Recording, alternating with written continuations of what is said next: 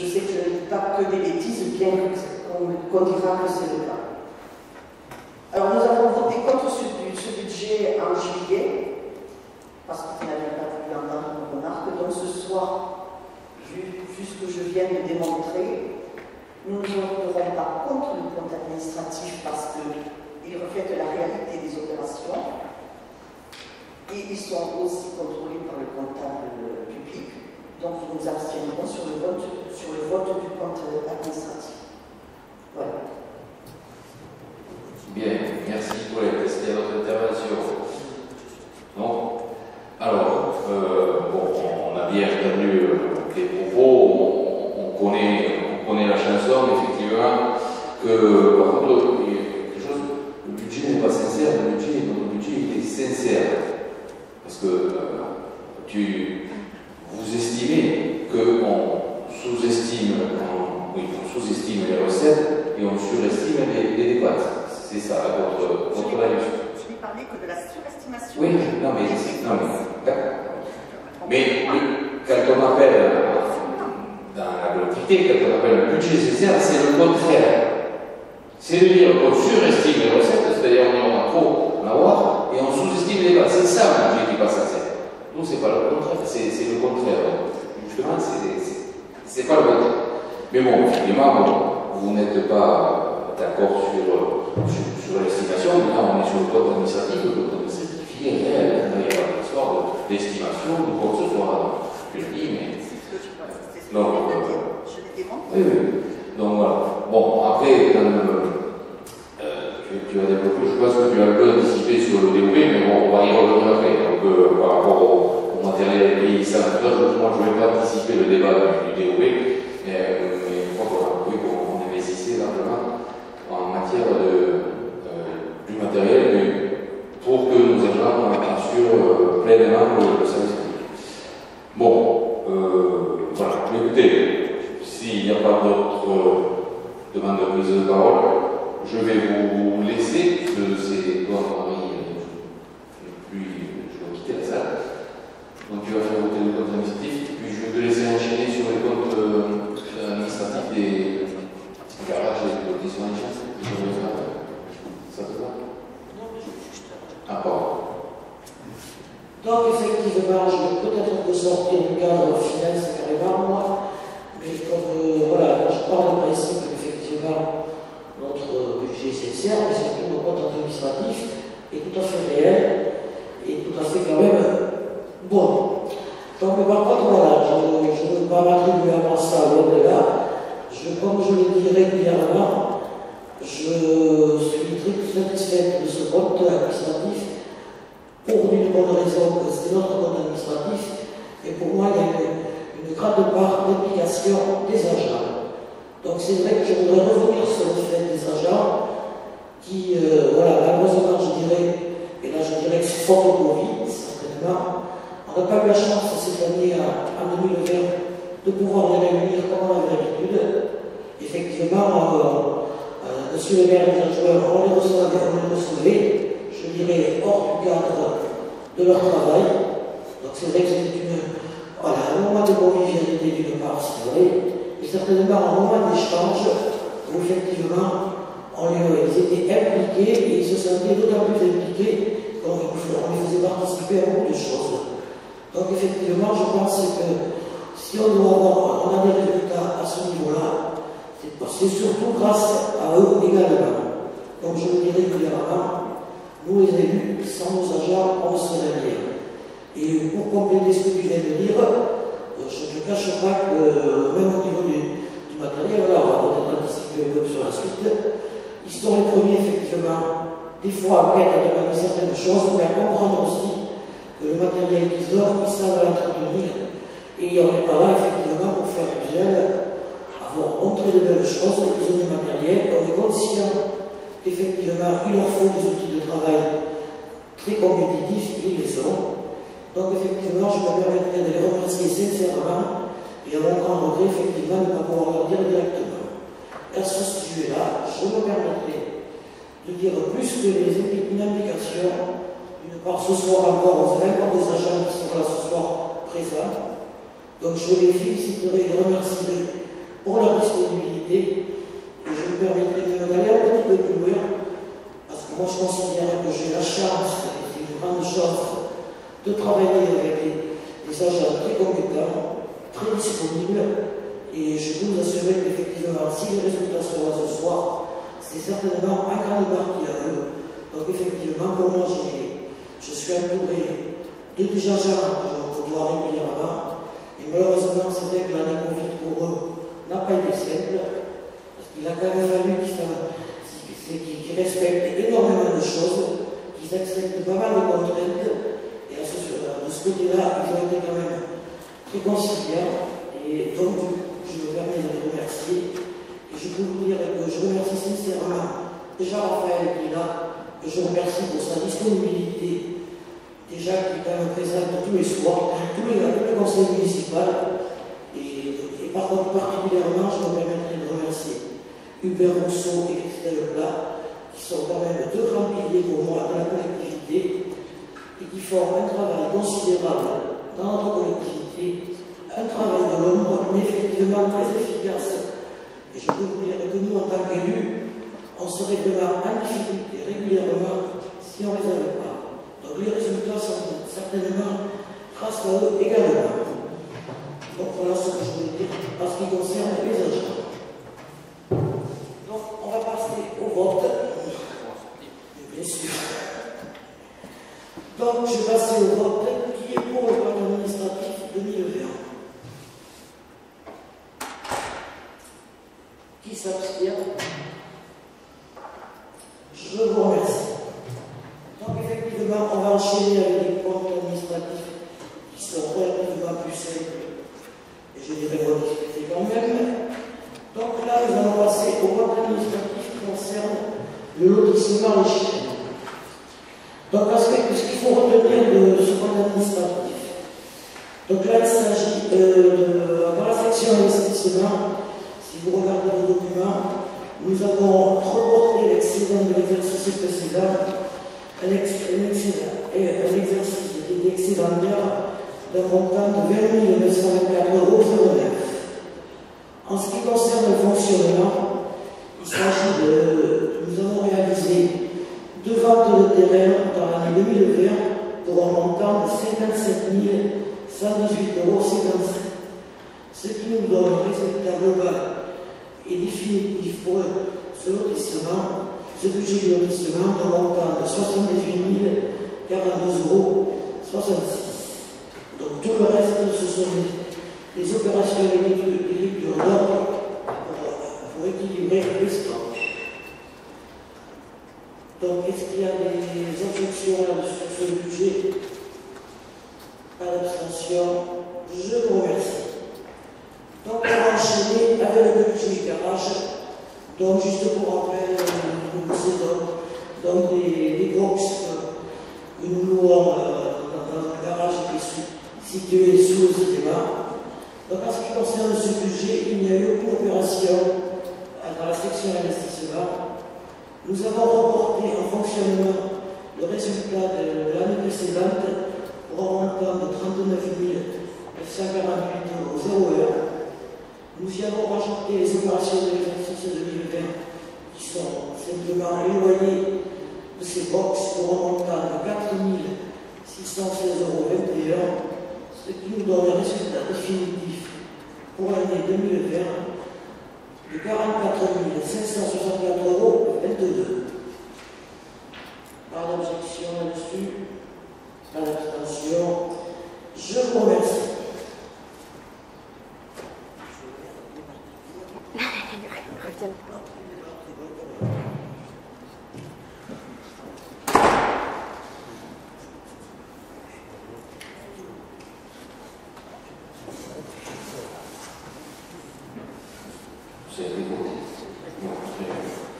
Bon.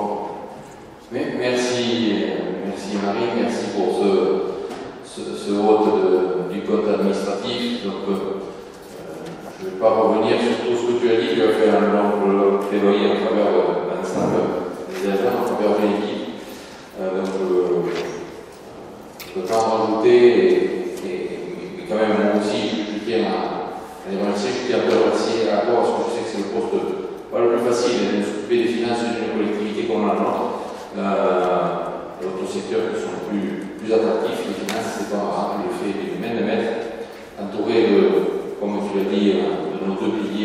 Christelle et Hubert qui sont là, tant sur le volet administratif que sur le volet technique. Mais bien évidemment, l'ensemble des agences, c'est une équipe. Si on a des résultats comme ça, c'est grâce à une équipe, c'est pas un homme ou une femme qui arrive à avoir des résultats comme ça. C'est comme ça qu'on y arrive, et avec un service public à sur la droite qui est omniprésent, qui est déficient. J'ai entendu certains élus qui disent on va rentabiliser le service public. C'est une aberration, on demande un service public efficient, c'est-à-dire on donne le meilleur service, le plus de services à nos concitoyens, tout en respectant les deux publics. C'est ce qui fait notre force. Voilà, merci à vous et encore une fois, félicitations. Alors, le point suivant, c'est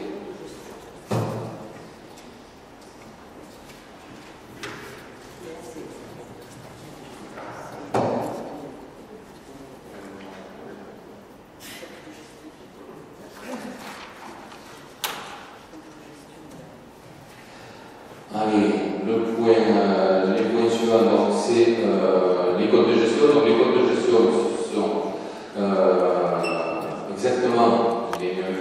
Il faut que ce soit exactement les mêmes chiffres, puisque c'est les codes du comptable public, donc qui reprend tous les chiffres. Il faut qu'il y ait bien évidemment concordance, et il suffit qu'il y a les codes de l'administration, les codes de gestion sont identiques. Donc je vous propose de valider le code de gestion du budget principal. Pas d'opposition, pas d'abstention. Je vous remercie. Pareil pour le code de gestion du lotissement à l'échelle, point 9. Pas d'opposition, pas d'abstention. Je vous remercie. L'approbation du compte de gestion pour les budgets annexes et les garages. Pas d'opposition, pas d'abstention. Je vous remercie. Point 11, rapport d'orientation budgétaire. Alors, le DOB, donc, bon, c'est le second, vous avez l'habitude, c'est un rapport qu'on remet à chaque élu sur qu'est-ce qu'on prévoit l'année prochaine. Cette année, pour l'année 2021, tant en matière de fonctionnement qu'en matière d'investissement. Donc, ce rapport, il y a des codes à respecter, et notamment, vous avez dans les premières pages le rappel légal, et puis après, vous avez donc la situation économique, qu'elle soit internationale, qu'elle soit nationale, l'endettement de la France. Je ne vais pas m'attarder sur tous les chiffres, vous les avez bien vus. C'est vrai que c'est pas très florissant, mais bon, on sait pourquoi, puisque c'est aujourd'hui un triste adversaire, puisqu'il y a un an, la France s'est arrêtée de vivre, je le dis comme ça, parce que c'est vrai que la convivialité nous manque. Donc le contexte législatif par rapport à ce qui régit l'ensemble des communes et des collectivités françaises, les dotations d'investissement qui restent inchangées, la stabilité du concours financier de l'État, le gel de la DGF, le FCTVA. Alors nous on va avoir un petit changement, mais pas cette année, je crois que c'est 2022 où le FCTVA c'est le remboursement de la TVA. Jusqu'à présent, on rembourse l'année d'après, l'investissement de l'ADN, on rembourse l'année après, à partir de 2022, c'est l'année prochaine, ça sera au trimestre. Voilà. Donc on l'aura dans l'année. Le point 3, donc en page 10, la situation financière de la commune. Je ne vais pas reprendre tous les chiffres, c'est exactement ce que l'on vient de voter avec l'ensemble des montants qui ont été présentés par Henri. Avec des résultats, la capacité d'autofinancement, j'en ai parlé en page 15, plus de 1,6 million et un endettement maîtrisé. Avec, vous l'avez en page 17, vous voyez la capacité des endettements en l'année. En 2015, on était à 4,12, on est en 2020 à 2,70. Et le taux d'endettement, c'est-à-dire si on devait consacrer l'ensemble des recettes, on était obligé, il ne faudrait même pas une année, juste 3 quarts d'année pour rembourser notre dette.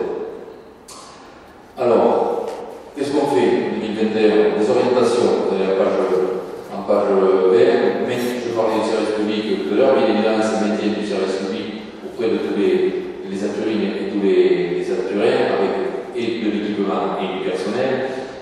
Pas d'augmentation de la fiscalité locale et la réduction comme on le fait des dépenses non essentielles. Comment on fait en rationalisant les dépenses et en optimisant la gestion de la masse salariale. Je vais y revenir, mais les principaux investissements, c'est la mise aux normes des établissements en soins publics, donc c'est la DAP, c'est la DAP qu'on a voté en septembre 2015 avec une planification, on suit cette planification.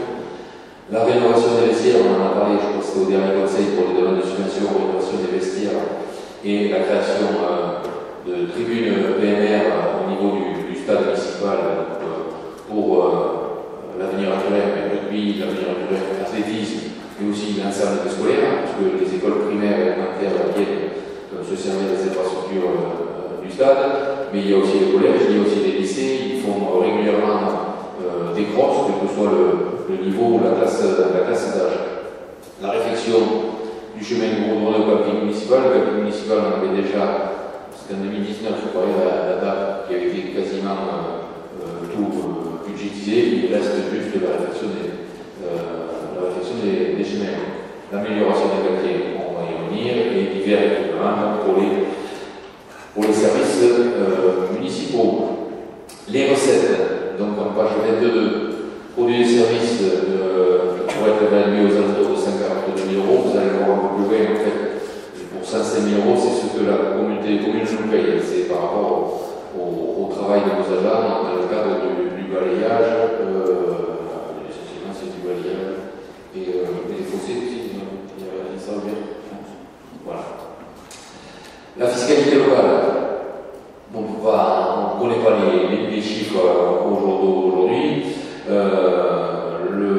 Est-ce que le taux d'inflation est de 0,2? Est-ce qu'on va être impacté? Bon, on n'a pas encore les chiffres. On part sur une prévision de stabilité. Pareil pour la DGF. Alors la DGF, on a mis c'est des estimations de l'association de l'AMF, donc c'est l'association des maires de France. Donc on a une estimation, vous le voyez, en page 23, pour ce qui nous concerne, de 500 000 €, 500 608. Donc voilà, légère diminution par rapport à 2020. Voilà sur quoi on parle. Vous voyez quand même l'évolution de la DGF en page 24. Entre le CA 2014, où on était à 880 000 et aujourd'hui on est à 500, ça veut dire qu'on a perdu 350 000 € par an. Et malgré ça, on a les résultats qu'on vient de voter. 350 000 €. C'est considérable. Voilà. Donc, du fait de la pandémie, c'est pas que du fait de la pandémie, mais encore c'est plus accru par rapport à estimer les recettes, notamment par rapport aux transactions immobilières. On part sur un budget de 200 000 €. Quand on a voté 200 000 €, c'est un compte administratif. Les taxes sur les déchets pour 92 500. Bon, ça c'est assez fixe. Bon, il y a eu une petite variation en 2020, une petite diminution. Il y a 90 831. Mais en règle générale, le montant de 92 500, qui est le maximum, est atteint chaque année. Donc vous le voyez, page 25, les 105 000 € dont je vous parlais au niveau de la communauté des communes. Les travaux en régie devront être réalisés pour un remplacement du palan au niveau des arènes. Le palan, ça sert à la société de chasse par rapport aux battues, quand ils éviscèrent les animaux, ils le font au niveau des arènes. Donc il faut changer ce palan. L'arboretum au niveau du parc municipal. L'entourage des bois au niveau des conteneurs, c'est des choses qu'on fait régulièrement. Il faut le faire systématiquement pour cacher ces conteneurs et pour embellir un peu plus par l'aménagement, donc les travaux paysagers au niveau du recoin du MAS et ici devant au niveau du centre d'animation. Les revenus d'immeuble pourraient atteindre 380 000 €. Alors, ça, c'était les recettes. Donc, en matière de dépenses, donc c'est le charge de capital général. Donc, il y aurait 10 000 € pour mandater et prévenir par rapport à la relation marché et à l'assurance. Les plantations de fleurs pour la ville, 40 000 euros, 37 000, je crois, l'année dernière. Voilà, toujours dans le souci d'avoir une ville encore plus belle. D'ailleurs, entre parenthèses, on s'est inscrit cette année dans le concours des villages fleuris. Donc le dossier est déposé fin avril, je crois que c'est quelque chose. Fin avril, début mai, voilà, dans le but d'avoir cette troisième fleur. On devait candidater en 2020, vous avez compris qu'on a repoussé 2 ans. 17 100 euros pour chaque année, c'est pour le traitement du tigre de platane et l'élagage des différents arbres dans la ville. Les peintures routières au niveau des places de parking, parce que je rappelle que tout ce qui est parking est de compétence communale, alors que la voirie est de compétence communautaire. Par exemple, ici, le parking que vous avez du stade municipal, vous avez une route, donc la route, si elle doit être refaite, qui traverse le parking, c'est le Concorde, mais toutes les places de parking, c'est la municipalité. Toujours des travaux en matière pour le cimetière, pour les reprises de concession, pour un montant de 30 000 euros. 17 150, bon, là, je l'en ai parlé, c'est pour les travaux en régie.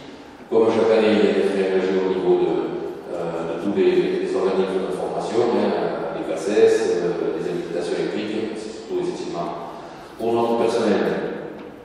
En matière de personnel, pas de grand bouleversement, si ce n'est les stagiarisations des agents qui étaient contractuels. On a commencé déjà au dernier conseil.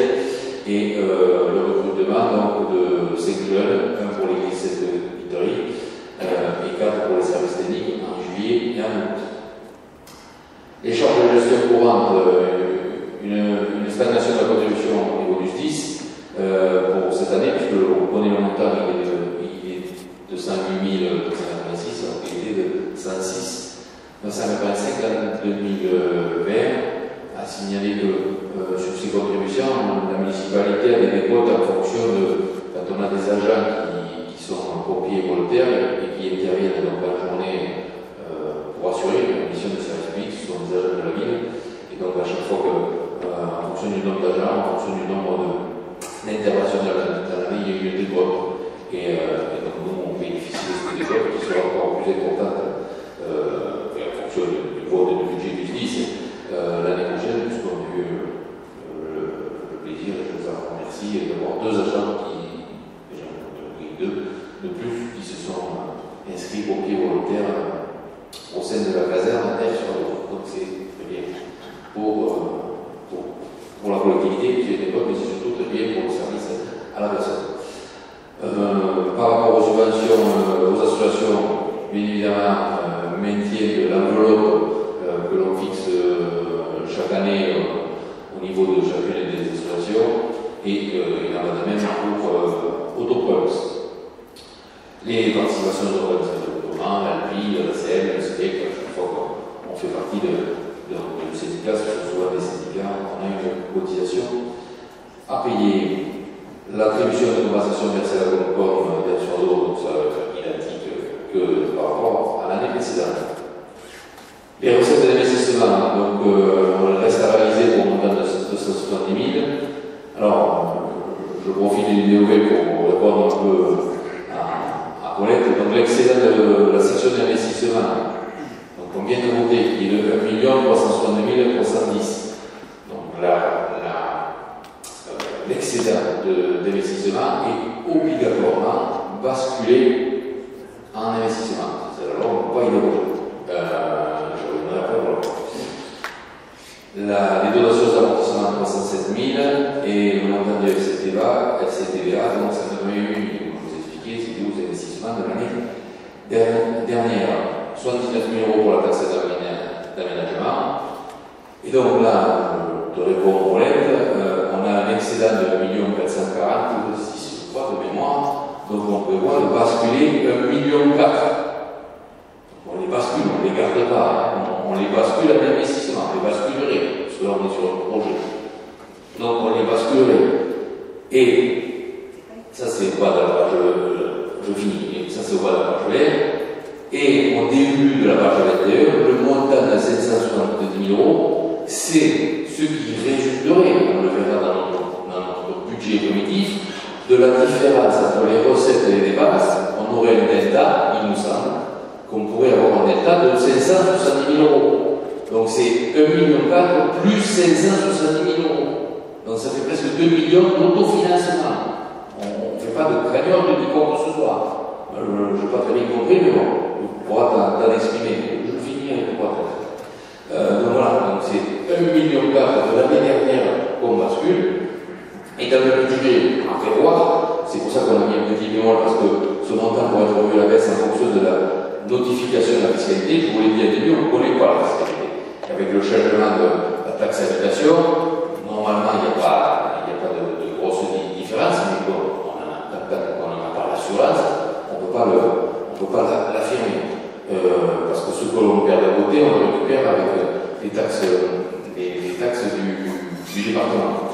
Foncière et taxe d'habitation et taxe foncière. Donc voilà, normalement on ne devrait pas avoir d'écart. Si on n'a pas d'écart, on pourrait, à peu près, c'est estimatif, on fait un débat, avoir 500 000 euros au niveau du fonctionnement. Ces 570 000 euros plus les 1,4 million, on va dire 2 millions pour faire 7, voilà, ça part en investissement, c'est pour autofinancer les investissements à prévoir que l'on développe derrière. Les 2,5 millions dont on a parlé, Marie a fait l'explication de ces 2,5 millions, c'est pour la moitié, je vous l'ai dit, c'est la mairie, mais il y a le SIDEC, il y a la piste cavalière par exemple, qui n'est pas être payée, mais qui est finie. Bon, voilà, tout un tas de travaux qui ont été engagés, qui sont certaines finies complètement, qui ne sont pas payées. Donc c'est ces montants-là qu'il faut prévoir. Le remboursement du capital de la dette pour 831 245. Les travaux d'équipement sportif, donc je l'ai dit en plein milieu, le gros du chantier, on a voté la semaine dernière au dernier conseil aux alentours de 900 000 euros, à peu près en dessous du million d'euros pour l'ensemble des travaux au niveau du stade municipal, entre d'autres, la réflexion des vestiaires, la création d'un club primaire, mais aussi la création de toilettes publiques. Donc il y a ces trois choses. Le patrimoine historique et équipement culturel, donc le remplacement du bar de la ville, Alexandre, j'espère qu'on pourra améliorer ça le plus possible, quand les conditions sanitaires seront retrouvées, et ça sera avec très grand plaisir. Donc voilà, le remplacement du treuil aussi, la salle des mariages qui est tombée pendant la réflexion des travaux. Au niveau des bâtiments publics, donc les travaux d'accessibilité dans le cadre de la DAP seront bien évidemment poursuivis. Les allées couronnées, je vous avais parlé au camping municipal. Services municipaux, donc comme chaque année on fait de la rénovation, tous les ans, si vous reprenez les budgets, je suis un peu surpris de ta réflexion, mais tous les ans on change du matériel. Alors, et là pour le coup, 100 000 euros c'est la tête technique, donc c'est pas rien, plus que bon, du petit matériel, du matériel de pression. La désisoloir, parce que bon, on est une année élective, je dis doublement, puisque c'est les régionales et les départementales, le même jour, donc, il va falloir doubler des broyeurs, des panneaux de signalisation. Des crédits, comme chaque année, pour l'informatisation de la mairie. En matière d'amélioration de quartier, la route de Bordeaux, donc elle vient d'être refaite, finie en 2020, l'année dernière, mais ça a été à la charge du département. Mais on a tous les à côté, Philippe va expliquer bien mieux que moi, entre la route et les riverains, il y a une différence de niveau, donc il faut rattraper ce niveau que le département